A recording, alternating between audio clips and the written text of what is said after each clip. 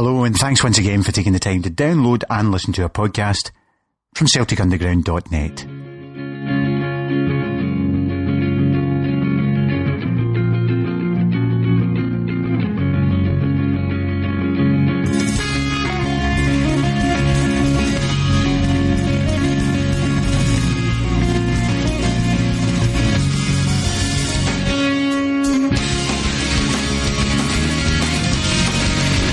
I hope you're continuing to enjoy the new music that we bring you here at CelticUnderground.net, and I'll tell you all about the new music in a moment. But first of all, what's going to be on the podcast this week? We have the Manchester City game, which is the big game of the next few days, and St Anthony of this parish has got a mate, Chris Kenny, who hails from the Blue Moon half of Manchester, and they do an excellent preview of the forthcoming tie. Prior to that, I was very fortunate to get a wee bit of time with Brendan Rodgers to discuss all things Celtic. Now, I can chat with former Celtic players, and I've spoken with journalists, and hopefully it's doing alright. It's not my full-time job, so I hope I do alright on the podcast. St Anthony does the same. However, stick me in front of the current Celtic manager, and all I was thinking the whole time speaking to Brendan Rodgers was, do not ask a stupid question. So hopefully you don't find the interview too bland, and hopefully manage to get through it. Anyway, first up is the 12 minutes or so, 12-15 minutes we got with Brendan Rodgers at Celtic Park today after his press conferences. And then there is young St Anthony with his mate Chris Kenny. So at the end of their chat, I will tell you all about the new music which is running in the background. So enough of this. This is me, Harry Brady, with him, Brendan Rodgers, and him, St Anthony, with him, Chris Kenny.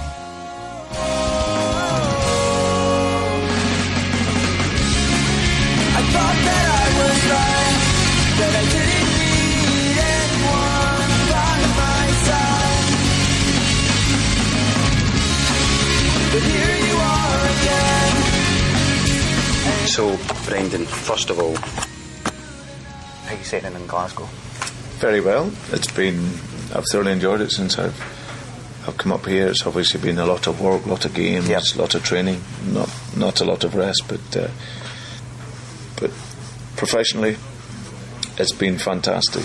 Loved everything about the club, and settled in very, very well. And personally, found a great place to live. Mm-hmm. Close enough to the training ground, but also close enough to the city where we can get out and have nice meals and stuff. So so life is very good. We fans always think players and managers should sign today and be brilliant tomorrow.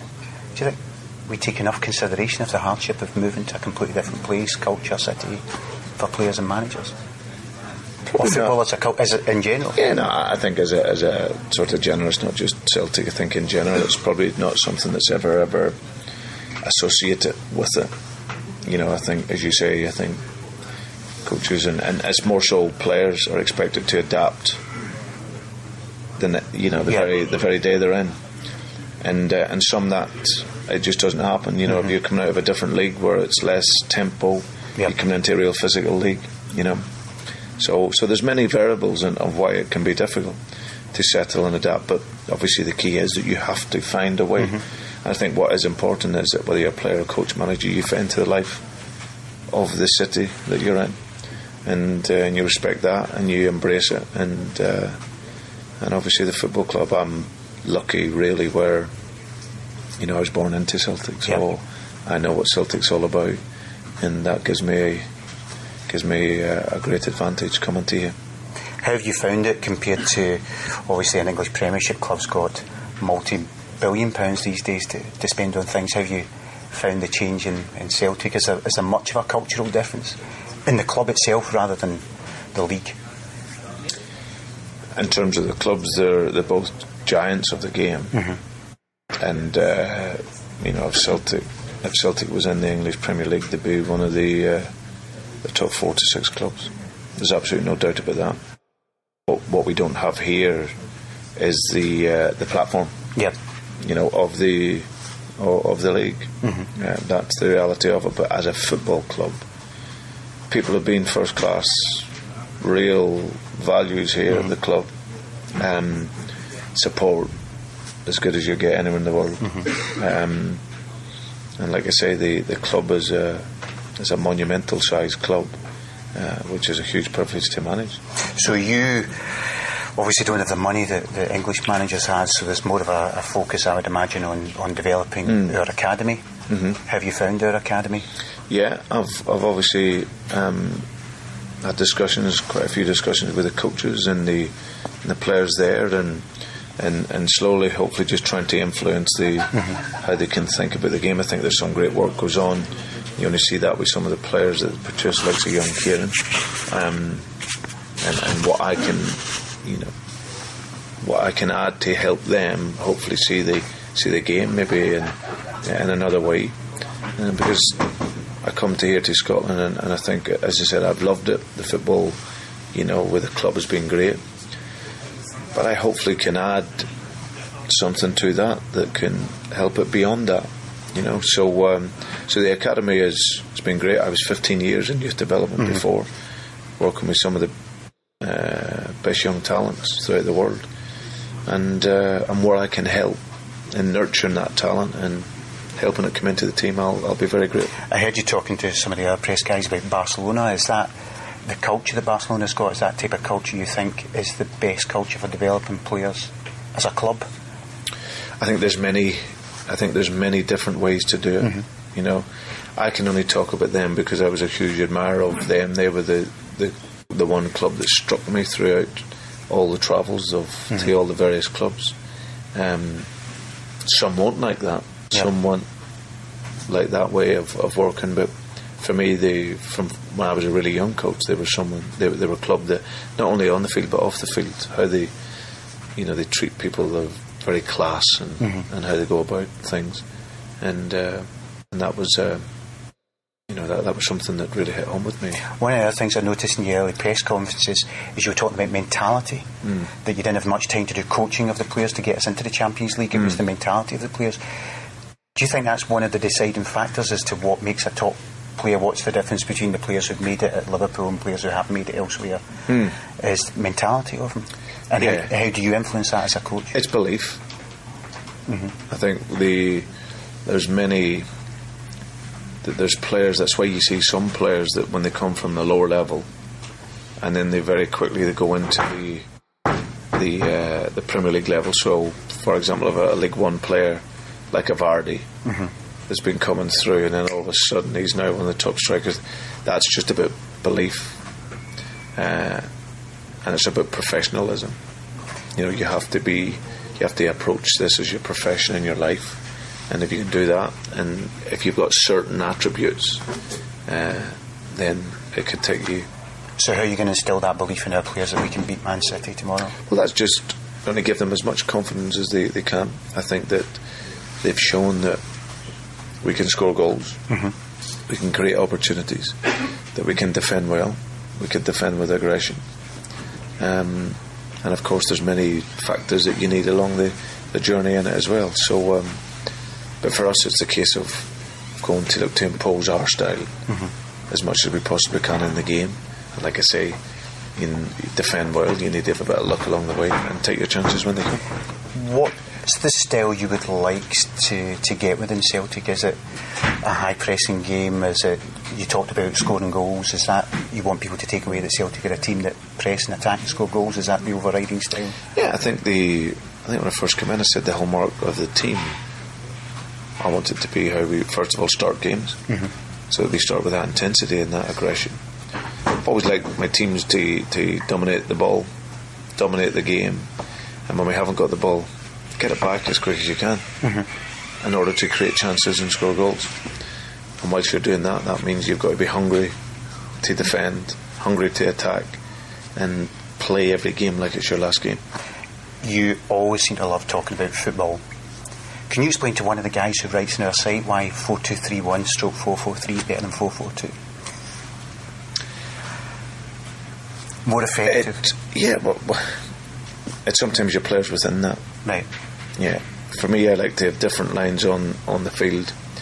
For me, it's irrespective. I've got to say, it's irrespective of the system. It's the style that's the most important thing. Right. You can be 4-4-2, you can be 4-2-3-1, you can be 4-3-3. If the style within that is no good, doesn't matter.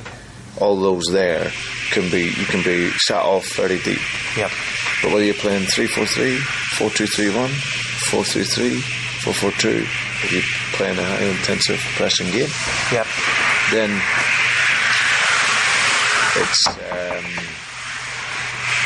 it's something that's what's key. Okay. What fundamentally what your principles are, and then you then put them into whatever system you play. And normally the system is based around the types of players you have. I'll not keep you long because I know your mentor, No, Ian, is here. But you said you're a Celtic fan. Mm-hmm. Do you understand your place in the history of this club? You're going to be the next guy who wins the 100th trophy for Celtic. Yeah, well, I heard someone talk about that the other day. So hopefully it's sooner rather than later. November would be nice. November would be beautiful. We're doing everything we can to do that. But no, for me, it's whatever I do in the rest of my life and my career, to have managed Celtic is the ultimate for me. I'm hopefully going to be working in football for the next 15, 20 years. But to have managed Glasgow Celtic and to have been here is what do you think incredible you can achieve honour. here? I can only do my best. Mm-hmm. I think that the club is based around winning trophies, playing football like the way Celtic supporters enjoy it, which is offensive, attacking football. But that always has to be with discipline and order.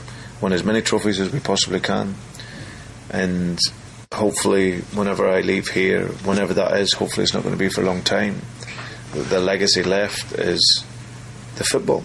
Mm-hmm. And the feeling that people got from the inside of what football gave them, that when they went home of an evening or after games, it was something that made them happy.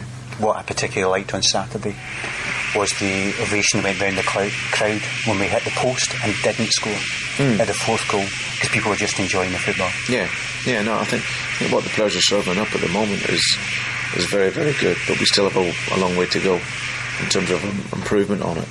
But that's something that will come. That's just time. That's just working with players, developing and improving it. We're realistic to know you're not going to be here forever.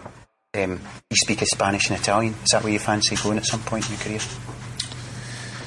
Don't worry, I'm not trying to get rid of you straight away. No, maybe one day. I've always enjoyed, as a youth coach, I was always travelling. I enjoy travelling to different places to work. My only focus at this moment, you just never know where it takes you. I'm happy to be here. I'm loving being here. I'm hopefully going to be here for a long time. So for as long as the supporters and the people want me here, and until that moment, my only thoughts is doing the best I can for Glasgow Celtic.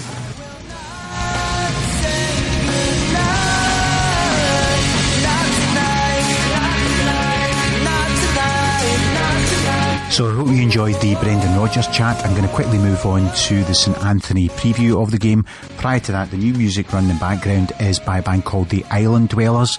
Links will be on the website and also on the podcast links. The music's available on iTunes, Spotify, Amazon Music, etc.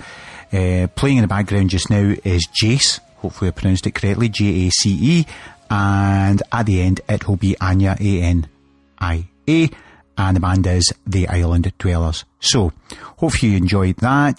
Don't forget to sign up to all the Celtic FC Foundation stuff, which I'll tell you about at the end. But that was Brendan with me, Harry Brady. This is Chris Kenny with him, St Anthony. It's my pleasure to be joined by a very good friend of mine, Chris Kenny, all the way from Manchester. Chris and I go back a very long time, and I was a Celtic fan whose favourite team was English team was Manchester City, and he was a Manchester City fan whose favourite team happened to be Celtic. So we've known each other for a very long time, going way back to the 1980s. So we're going to have a wee discussion about the strange situation that we have where our two favourite teams, if you like, are going to come head to head. but you can only be a slave to one master, and he'll want City to win just as much as I want Celtic to win. So how are you doing, Chris? I'm fine, my Caledonian friend, brilliant. I would actually take a draw. A draw would do me. You think so? Yeah, because everyone's a winner there, aren't they? Yeah, I know what you're getting at, but we'll discuss the game in detail in a wee second. But let's do a wee introduction first. So, let's start off with the Manchester City aspect. What was your first City game you can recall going to, and who was your first Man City hero? The first City game? Well, funny enough, my actual first football game was at Old Trafford, and that was Manchester United against Arsenal. I think I'm going back to about 1974-75. United had just come up from the second division, and my dad's best friend's son was determined to make me a United fan. So he took me to Old Trafford, tried to make me like it. Obviously didn't like it. United won 3-1. I punched the air when Arsenal scored. And then my first City game was the 1976 League Cup semi-final.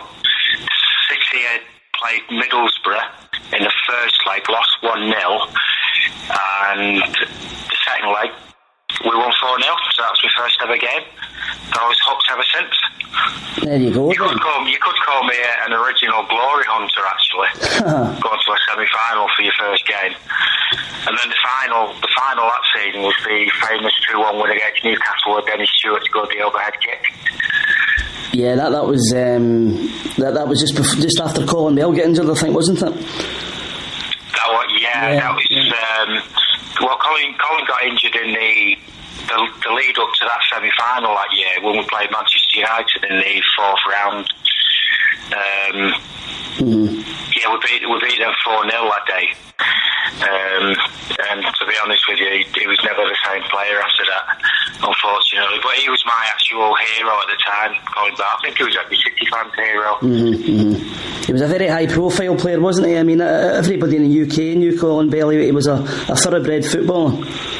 Well, to be honest, we had some very high-profile players at that time, Steve. You got your Bell and Sowerby, who was slightly earlier, admittedly, but by then you've got your Rodney Marshes and you've got your Scottish contingent. You've got Asa Hartford, Willie Donachie. They're all international players. You had Dave Watson, England international. Of course, you had Big Joe Corrigan in goal. So at that time, it was a team full of internationals. I mean, the thing thrown at us at the moment by mainly Arsenal fans is that we've got no history. But that's clearly not the case when if you know your football, you know Manchester City have got a history. So, going back. Let's move on to the Celtic side of it. What's and you and I were younger in our younger days. You would come up to Celtic Park once a season, and I would go down to Main Road once a season, and we would meet up. So what brilliant days. They weren't always brilliant games, I have to say, but they were brilliant games. No, they weren't. No. What's the first one you remember then in terms of Celtic? Well, what I'll do, Steve, I'll start off by explaining why a young Manchester lad would have Celtic in his heart. Obviously, I'm from Irish parentage, so that might have swung it a little bit. But back when I was first getting into football, back in the early 70s to mid 70s, when you're a young lad and football is the be all and end all, isn't it? We got 2 live games per season. And that was the FA Cup final and Scotland against England. They were the only 2 live games on TV. So we had the FA Cup final, and every year during the FA Cup final, at half-time and full-time, they'd show the Scottish highlights from the Scottish Cup final. And at that time, Celtic seemed to be in the final every single season. So I'm watching these highlights every season, and it always seemed to be Celtic. So I'm kind of growing up with, watching Celtic all the time, even though it was only brief highlights. So my earliest memory of Celtic was probably the 74 Cup final. Played Dundee United, if I recall. And I remember, I think the last goal was scored by Dixie Deans. And I remember my dad watching it and saying, "Oh, it's a famous old name, is that, son?" And of course he goes on to whack lyrical about the legendary Dixie Dean who played for Everton. And it kind of grew from there. I think 75, it was West Ham against Fulham at Wembley, and at half time they was showing Celtic against Airdrie. And what stands out about what I remember about that game is I could hardly tell who was who, because if I recall, Airdrie were wearing all white because they had this all white kit, didn't they, with like a red V. That's right, yeah, like a red V. And then Celtic obviously in all white with the green hoops. And in them days, obviously, it wasn't HD telly, was it? So you had to kind of squint to see who was who. And Celtic won that 3-1 if I recall, didn't they? They did. So yeah, that was kind of my earliest memory of Celtic. And then we fast forward in I think 4 or 5 years, and the famous advert in Shoot magazine where a young Celtic fan was asking for a pen pal from Manchester. Yep. Because he had a liking for an English club that I happen to support, and it kind of grew from there, didn't it? So we're sending letters and programs and paraphernalia to each other. It has to be said that those were very low-tech days when you think we've got emails now and you've got internet and you've got texting. Well, we kept Royal Mail busy, didn't we? We certainly did for a while, yeah. Yeah, and I started building up this brilliant collection of old Celtic programmes. And then the first game was, I think it was the 84 Cup final? It was Aberdeen, yeah. Yeah, Aberdeen. Went to extra time now, didn't it? I think, I can't remember who scored the winning goal now. Is it? I think it was Mark McGee got the winner. That's it. Who, ironically, went on to join Celtic a couple of years later. That's correct, yeah. So that was my first ever Celtic game. Do you know what, Steve? I don't actually remember much about the game from my sins. I remember all the build up to it.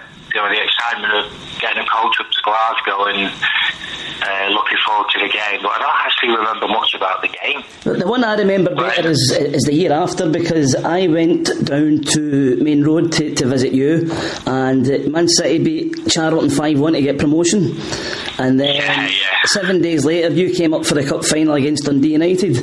Now I don't know if you remember the Dundee United final in respect of Hampden was getting a lot of building work done at the time, and to be honest, the bit that we were in was like a building site, and we climbed a fence to get a better view. Was it only about 50,000 there that day? No, there was actually 60 was the official attendance, but it wasn't ticket, so I think more people actually came than was anticipated, because if the whole Old Hampden would have been there might have been like 70,000-80,000 at that match. But the point I'm making is my recollection was that there was quite bad crushing, and also the fences and the building work, and there was rubble and there was debris in the north enclosure. It was pretty bad. Well, that day we won one down, didn't we? We did. It looked curtains, so it did. I'm stood there thinking, my God, I'm a Jonas. I went to cup final last year. We lost, and now we're 1-0 down again. And then Proven got a free kick, didn't they? Davy Proven's free kick, and then Frank McGarvey get the winner. Frank McGarvey got the header at the end, wasn't it? So that was a great 7 days. But when you think of the City getting promotion, which was a big match at the time, and then both of us being together at the cup final when Celtic won was something special. Yeah, it was brilliant. Like I say, brilliant days. Do you remember much about that Charlton game, that promotion game? Yeah, I remember Jim Melrose scored, which any Celtic fans that are listening, obviously, Jim Melrose will ring a bell. And Billy McNeil at that time was the manager, which is kind of ironic, given Billy's association with Celtic. Yeah, that was you had a tour of the stadium that morning, didn't you? Was it that game you had a tour of the stadium by Billy himself? It might have been, yeah. You arranged something and Billy was there and showed us about the place. So yeah, that was a nice memory as well. 10 years, a tour of the stadium by a Celtic legend. So yeah, I was spoiled kids, weren't we? Let's push on to the current day then, because obviously we've got this big game coming up, and I don't think you and I ever appreciated there would ever be a time where Celtic and Manchester City, let alone play a competitive tie, would actually have something in the Champions League. So at the moment then, how are Manchester City playing, and how has Pep Guardiola changed things around the club? Well, he's instilled I know it sounds obvious, but he's instilled a winning mentality with the players. But that boils down to his detail. Everything has to be perfect in the lead up to a game for him. You know, every little detail that, you know, he analyses everything about the opponents.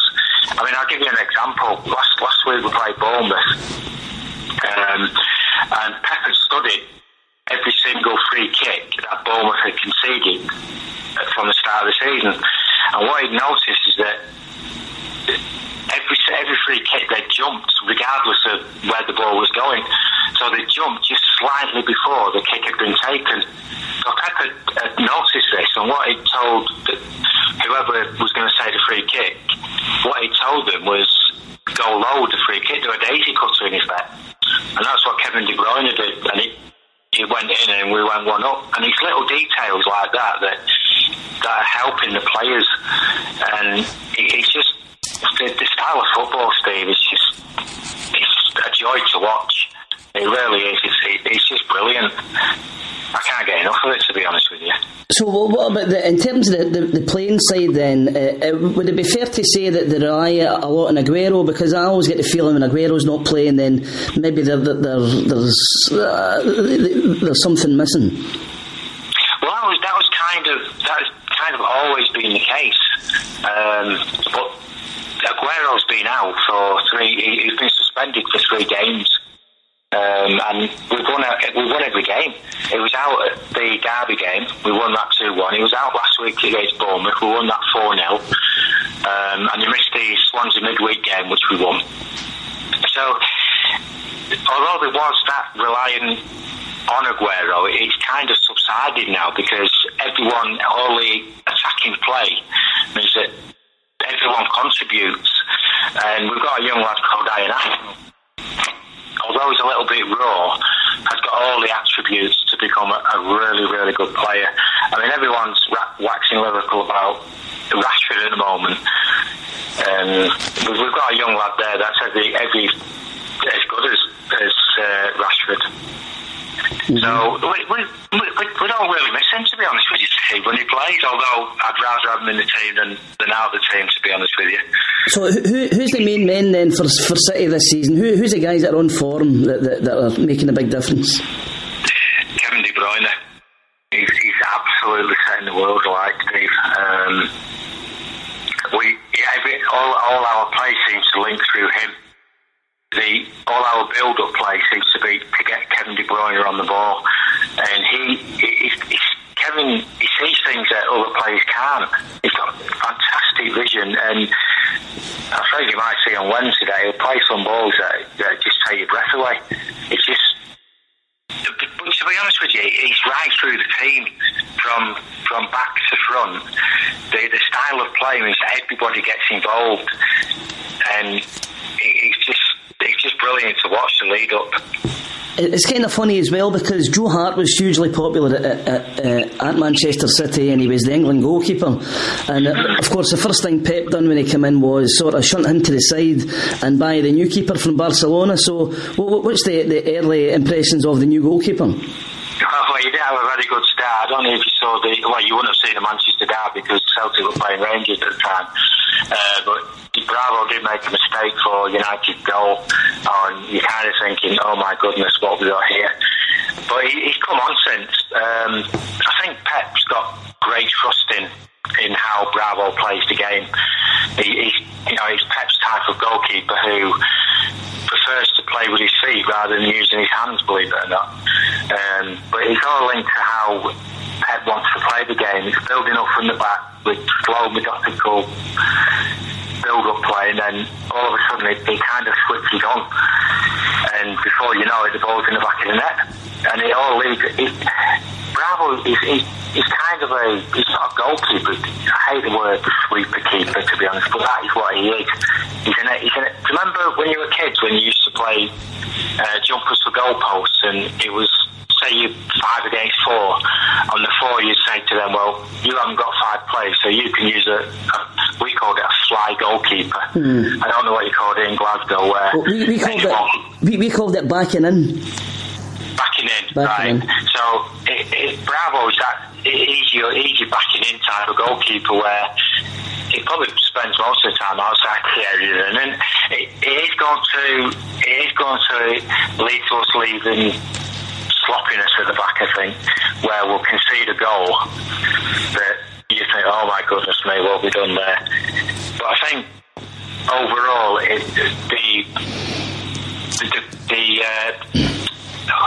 what am I thinking of here? I think you need to edit this bit out, Stephen. I think overall Stephen, what am I thinking of here? What is it? Where the goodness outweighs the badness. Yeah. So it's been a benefit rather than a hindrance. Yeah, I think overall the benefits outweigh the hindrance.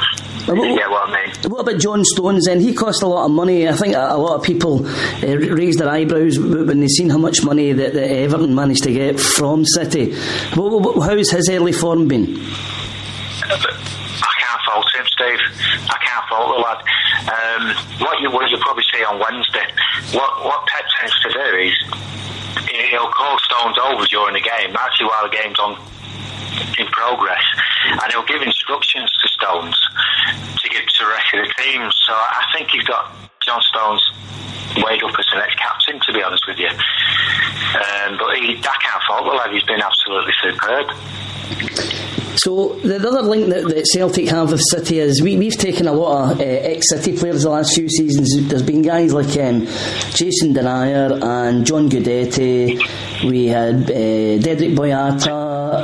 Now there has been a few, hasn't there? There seems to be a wee link there, obviously. I think that the clubs are fairly close in that respect, because it maybe serves a purpose that City have got a big squad, a huge squad. So the players obviously need game time, and if it can benefit both parties, then that's a good thing. So at the moment, for example, we've got Patrick Roberts, who's made a big impression up here in the short time that he's been with us. So have you heard anything down there about the link between Celtic and City and the playing side? Is it noticeable that players are coming north to us? Oh, definitely, yeah. On the City forums, there's actually a thread on Patrick Roberts, and we're keeping a close eye on the lad, because we've got high hopes for that lad. And with him being English and homegrown, you kind of look at him. Also, we signed him from Fulham. You kind of think he's one of your own. And yeah, we're keeping a quite close eye on that lad. But yeah, there does seem to be a production line, doesn't there, from England to Scotland at the moment. It used to be the other way around, didn't it? Mm-hmm. When you'd get a lot of Scottish players in the old First Division, as it was, but it does seem to be turning full circle now. Well, the guy... Yeah. Sorry. On you go. I was going to say, moving towards Wednesday, I'm looking at I'm quite intrigued at how Brendan Rodgers is going to set up his team, because against Barcelona you played like a flat back five, didn't you? Mm-hmm. With 4 in front, so you played like a 5-4-1, didn't you? And the back five was kind of static, wasn't it? Well, allowing...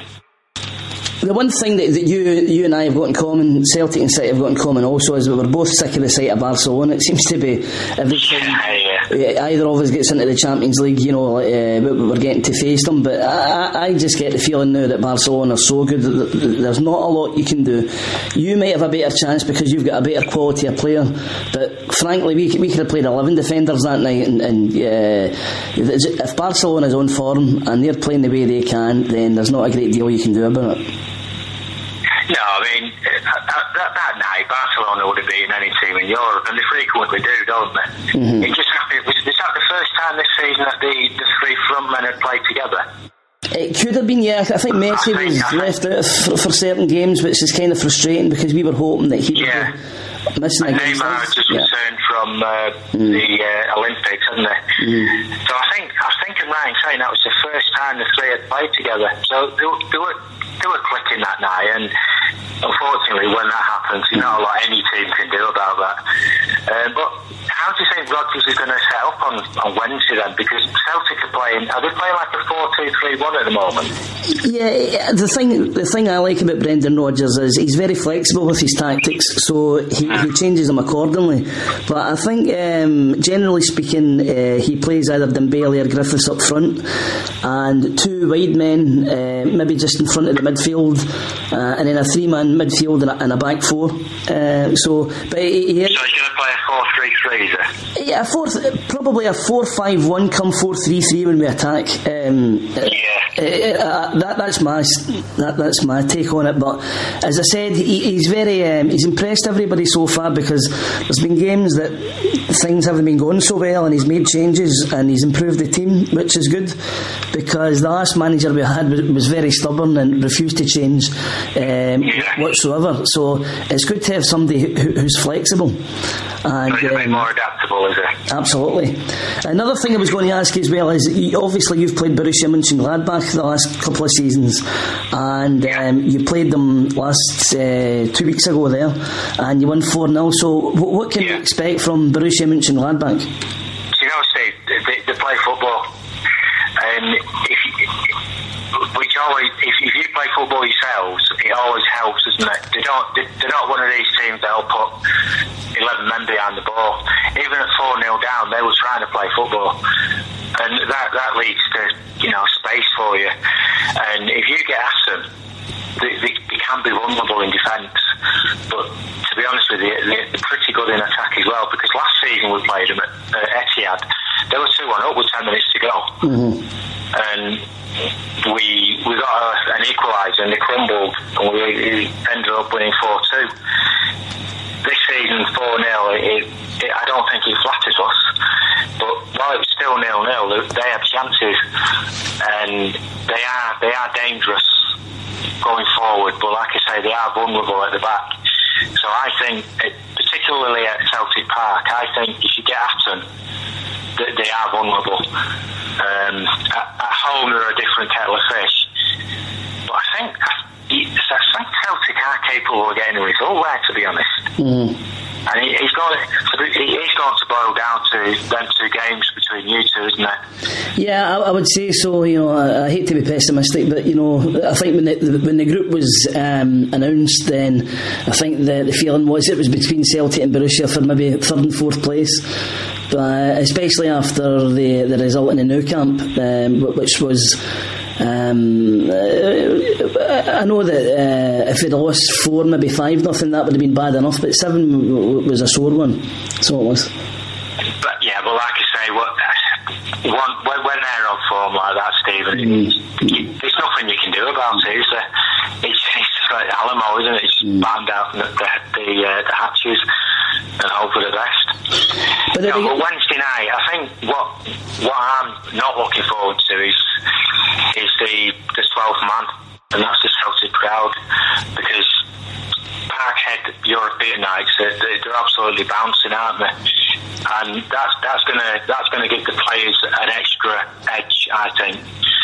And this is why I'm intrigued to how Brendan is going to approach the game, because if he's going to approach it in a positive manner and he's going to try and get at City early doors, City can be vulnerable, because we're very very rarely keep a clean sheet.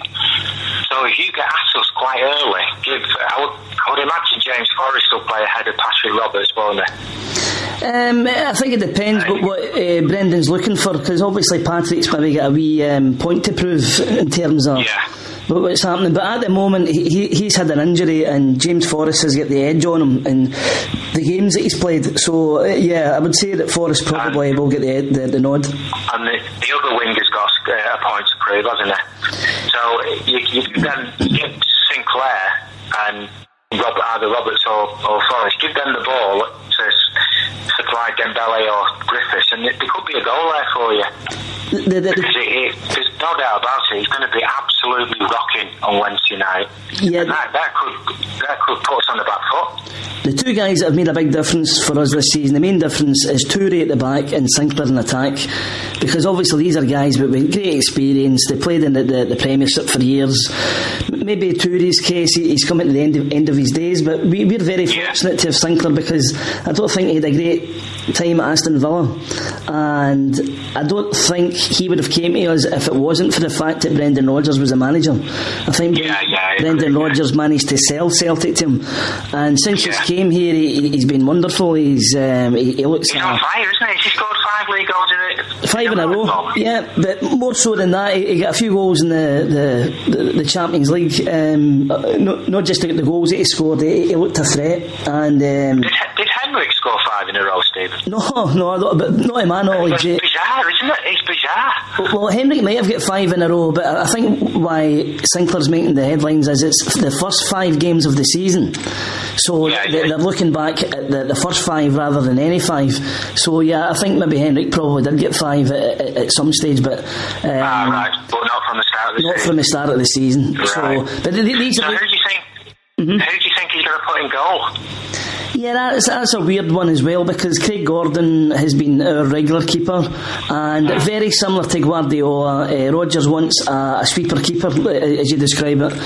And we've signed this guy De Vries from Notts Forest, who Rodgers had previously at Swansea, so he knows Brendan Rodgers very well. And he's got the nod at the moment, but I have to say the first couple of games he's been a wee bit ropey.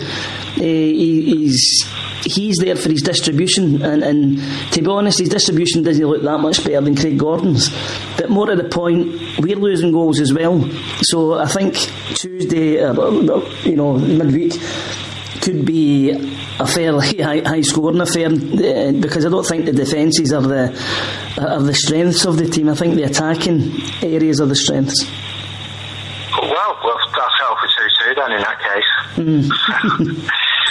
So I'm looking at Celtic lining up something like, I've got a hunch he's going to play 4-3-3, isn't he? So I'm looking at possibly to play. It seems to be that he plays De Vries for the European games, doesn't he? Mm-hmm. And Gordon for the league games. So I'm looking at De Vries. I'm looking at Lustig at right back. We've got Toure and Simonovic centre half, haven't you? Yeah. And Tierney. So the defence pretty much picked itself, doesn't it? Mm-hmm. So is he going to put Brown with Armstrong and Bitton in the middle? That's a hard one, because Brown and Bitton tend to get the nod in the big games. Armstrong maybe will be the other guy in there. He also plays Callum McGregor from time to time, who's a decent passer but maybe a wee bit lightweight. So it really depends. That's no place for Rodgers, then, is there? Well, the Rodgers the guy, that's the thing. He's the guy that links the defence and the attack. The midfield and the attack, and he also has a goal threat for midfield. So it's hard to second guess. It really depends what way Brendan wants to line up against City, because I think if it was if it wasn't such high class opposition, he would definitely play Rogic. But I think because City are a high standard of a team, he may want another midfielder in there to bolster the midfield. This is why I'm tempted to think he is going to go 4-3-3. I don't think he'll go with a 5-4-1 again, will he? I think he's had his hands burned with that one. But what about up front? How are we doing with Lee Griffiths at the moment? Well, Griffiths is he's injured. He's been injured since before the Rangers game. There's talk about him coming back today as we're speaking before the game against Kilmarnock. So fingers crossed with that. But failing that, then Dembele plays. So he's very capable. Well, it's not a bad replacement, is it? No, but we are quite short though, because if Dembele and Griffiths aren't available, then we're really down to the bare bones at that point. So, but we're hoping that nothing happens to Dembele. Yeah, so I think the two teams, because I think we're going to go a kind of a 4-3-3 as well. So I think the two teams are going to line up like for like. So it's going to be a right royal battle, then, I think. Yeah, I think it'll be an entertaining game. There's no doubt about it, and it's going to be a great spectacle that we're all looking forward to. So, fingers crossed on the day that it lives up to expectations. Well, let's hope so, Stephen. So, what about the Oasis guys then? What have they been saying? Because I know that they're big City fans, but they've got a soft spot for Celtic. What about Liam and Noel? I've not heard anything from him from this particular game. No, there's an interview with Noel interviewing Pep Guardiola when he first came to City, and Liam Gallagher just tends to tweet stuff, anti-United stuff, but I've not actually heard anything regarding this particular game. No doubt nearer the time, because obviously we've got this afternoon's games. Nearer the time, I think you might hear something from them. No, I'm sure they'll be there, actually. Whether they'll be sat near each other, I'm not so sure. No, I think they have got an affinity for Celtic. Yeah, I think they'll be in one of the executive boxes. Noel in particular has been up here a few times, and I think he knows people, so there's no doubt that they'll be there in some capacity. So are you going to stick your neck out then and give us a prediction? Oh, that's a tough one. We're talking about a big gulf here. I know that the Scotland-England thing makes it a local derby, and the Champions League games are very open. They're more open than you get maybe in a two-leg UEFA Europa League tie or whatever. Yeah. And it's hard because we are up against it, there's no doubt about it, but when you look at the quality of player that you guys have got, and we do well at our level, and we're punching above our weight probably when it comes to the higher echelons of the European game. So really, if Celtic give their all on the night, then I'm hopeful that we can get something out of it, but it'll be very difficult. Yeah, so like I say, I'm kind of a draw would be ideal result for me, Stephen, because I've looked forward to this game for 30 odd years, and if I can come out of it happy, I think a draw would do that. If I've got one, if I've got one wee regret, it's the fact that we didn't get to play at the old main road. I know that the Etihad's a way forward and it's a modern stadium, but there was something very homely about Main Road. It had a great tradition, and it was a good old-fashioned football ground in the true sense. I'm not sure away fans would describe it as being homely. It was probably the most intimidating place that away fans could go to, and I think that's what we've lost.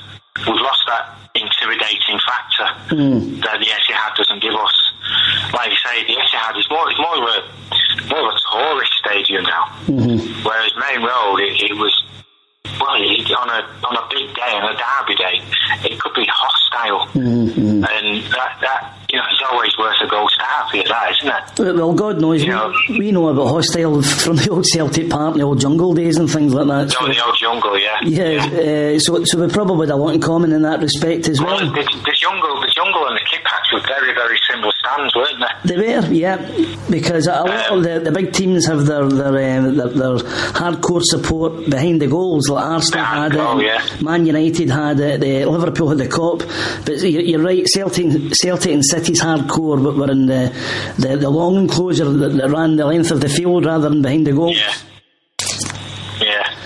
Well, Main Road brought many happy memories, some bad ones as well. I mean, we had a few relegations down at Main Road. But what was your favourite game at Main Road then?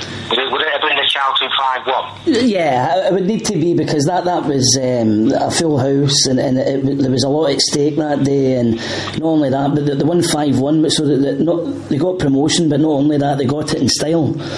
So that would be the one that stands out for me, definitely.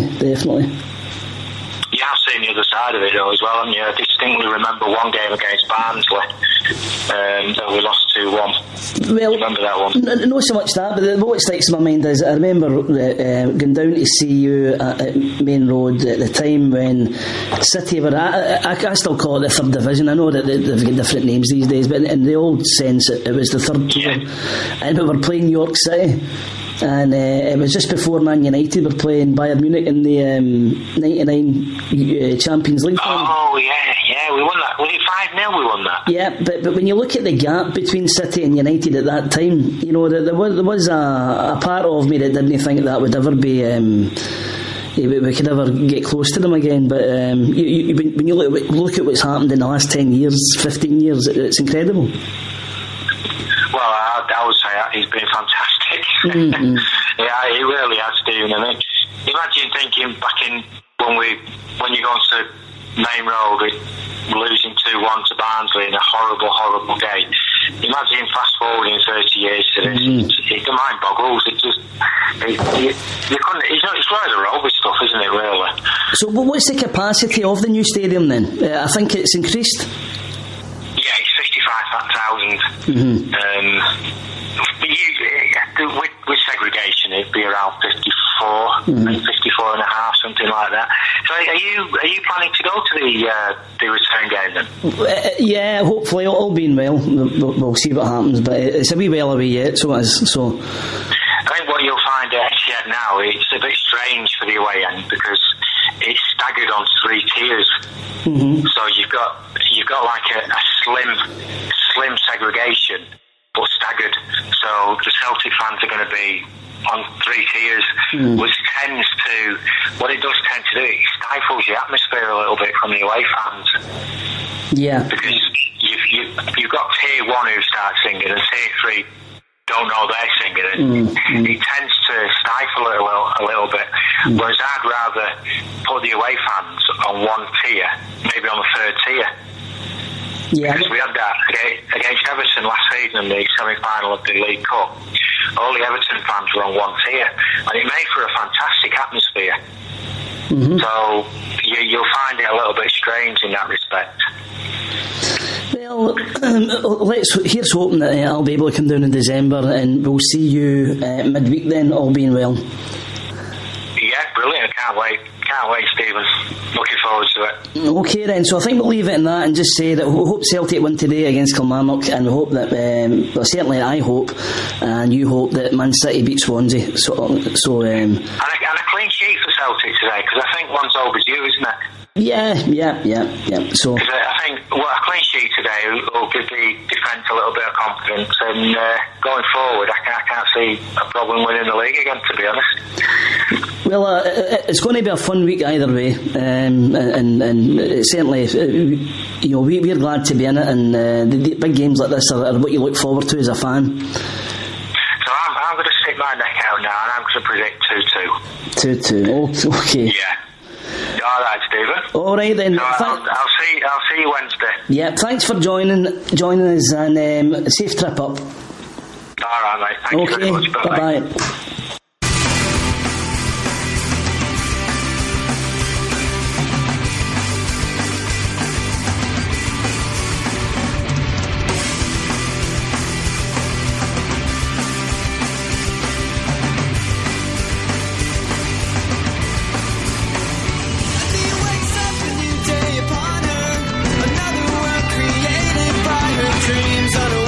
I hope you enjoyed all the new music on the podcast today by the Island Dwellers. I hope you enjoyed the interview with Brendan Rodgers and the preview with St Anthony. There will naturally be more podcasts along soon. Talking of podcasts, with the American referendum coming on and all the hullabaloo and turmoil and Humpty Dumpty stuff that's going on in the Labour Party, there have been a number of political podcasts recommended to us if you're looking for your podcast recommendations.